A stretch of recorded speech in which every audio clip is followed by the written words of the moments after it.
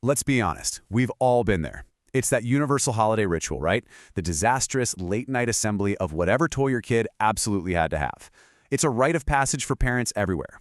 Well, today, we're going to break it all down and give this tradition the formal case study treatment it so richly deserves. And there it is, the official project kickoff statement. You know, like so many ambitious plans, our story begins with a heaping dose of classic, wonderful, misplaced confidence. These are the famous last words that come right before almost every great holiday assembly catastrophe. All right, so let's set the scene. The house is totally quiet. It's late. Our hero, an engineer mind you, faces his ultimate challenge, one super mega robot dragon. And the big problem? A rapidly shrinking window of time before Christmas morning. This is the perfect storm for what we're calling the confidence paradox. And the first problem pops up almost immediately. The box is opened, and instead of a glorious, ready-to-roar dragon, our hero is met with this. A sea of 500 tiny, intimidating, and infuriatingly similar-looking plastic pieces. Yeah, the scope of this project just went through the roof. Okay, so here we are at our first critical fork in the road. You've got this massive 40-page instruction manual on one side, but on the other, you have the noble path of pure intuition. And our guy, he goes with intuition. This is the exact moment the project really starts to go off the rails.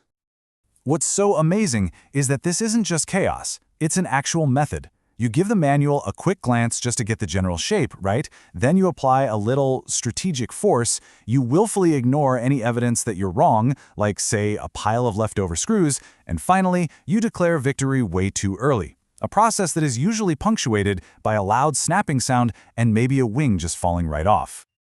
All of which leads to this, the inevitable moment of truth. This one whispered question is the universal signal that the project has officially entered a complete failure cascade. Those leftover screws, they are the hard data points proving that the chosen method was, let's just say, a little flawed. This brings us to the next phase, panic and cover-up, because the situation is about to escalate dramatically with the surprise arrival of an external auditor. In this case, we call her Mom. A brand new objective has just appeared, crisis management. And this just perfectly illustrates the communication breakdown that always happens. On one side, you have the official status report. It's 99% done. And on the other, you have the visual evidence, a scene of pure, unadulterated chaos. That huge gap between what's being said and what's actually happening, that's the telltale sign of a project in serious trouble. So, in a desperate attempt to close that perception gap, our hero starts an impromptu product demo, which, unfortunately, reveals a number of, let's call them undocumented features. Pretty sure the wildly spinning head and the projectile fireball were not mentioned on the box. And here it is, the pivot. This is crucial. Faced with total, catastrophic malfunction, the project manager does what any good project manager would do. He reframes the error. It's not a bug, it's a feature. It's a masterful, if not completely desperate attempt to regain control of the story. Which leads us to the final, and honestly the most creative phase of this whole operation. The primary stakeholder, the 6-year-old daughter, arrives on the scene. And this forces the project to evolve from a simple cover-up into a full-blown rebranding campaign. I mean, just look at this marketing genius at work. The many assembly errors are no longer flaws. Oh no, they are now unique, high-value custom features. The duct tape, that's a custom finish. The tail that's on backwards, that's exclusive. The missing eye, now it's a rare one-eyed variant. And that malfunction from before, well, that's the interactive fireball feature. It's absolutely brilliant, really. But you're asking, how does this all end? Well, our final section takes a hard look at the very definition of success. The story concludes with the custom dragon's immediate and spectacular collapse, which leads to a resolution that nobody saw coming.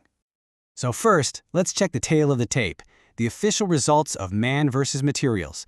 If we're judging based on the goal of assembling a functional super mega robot dragon, well, the tiny screws were the clear winners. The score is not even close. But then, we get the feedback from the most important person in the room. Her reaction shows that the project's real measure of success was never about structural integrity. It was about the shared experience, the silliness, the connection. By that metric, this project was a massive success.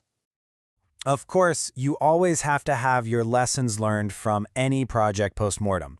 And a new forward-looking strategy has been put in place to avoid this kind of risk in all future holiday gift situations. It's a simple, elegant solution. And that kind of leaves us with this final thought. This whole case study suggests that maybe, just maybe, the success of a gift isn't always in how perfectly it's assembled or how flawlessly it works. Sometimes it's found in the wonderfully imperfect, hilarious, and completely unforgettable memory it creates.